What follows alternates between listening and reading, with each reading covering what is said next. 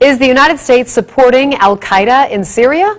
The answer is yes. Fact number one, there is no question that al-Qaeda fighters are part of the opposition forces attempting to overthrow Syria's government. Fact number two, the creation of al-Qaeda wasn't Islamic fundamentalism.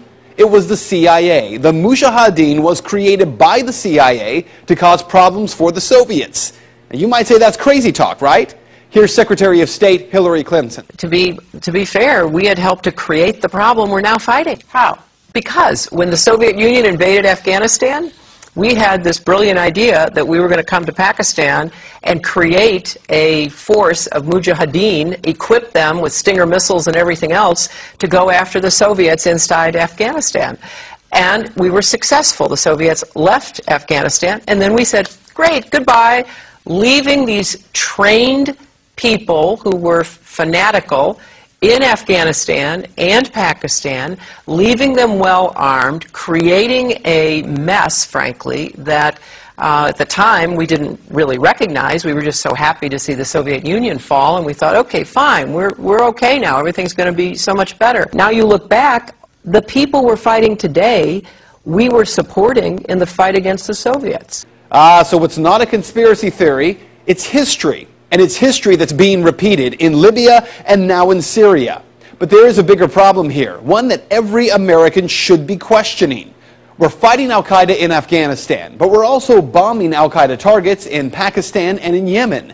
And as we do that, something occurs known as collateral damage. Hundreds of civilians in Yemen have been killed in just the first half of 2012 by U.S. airstrikes aimed at al-Qaeda fighters. We also have a history of kind of moving in and out of Pakistan. I mean, let's remember here, the people we are fighting today, we funded 20 years ago. And we did it because we were locked in this struggle with the Soviet Union.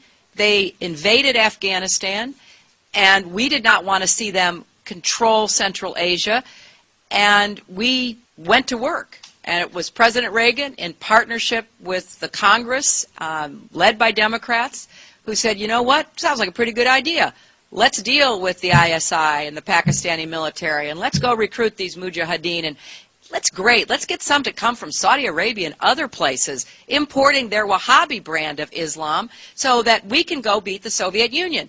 And guess what? They retreated, they lost billions of dollars, and it led to the collapse of the Soviet Union. So there's a very strong argument, which is, wasn't a bad investment to end the Soviet Union, but let's be careful what we sow because we will harvest.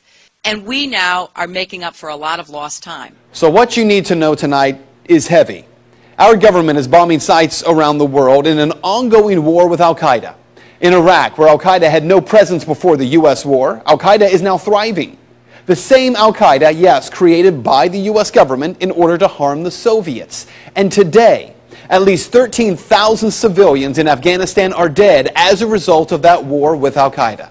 So with all respect to Ms. Fitzgerald from the Irish Times, this is not propaganda.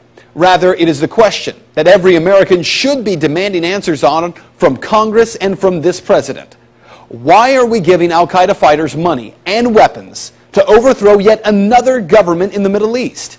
Today, our government claims they're freeing the people of Syria.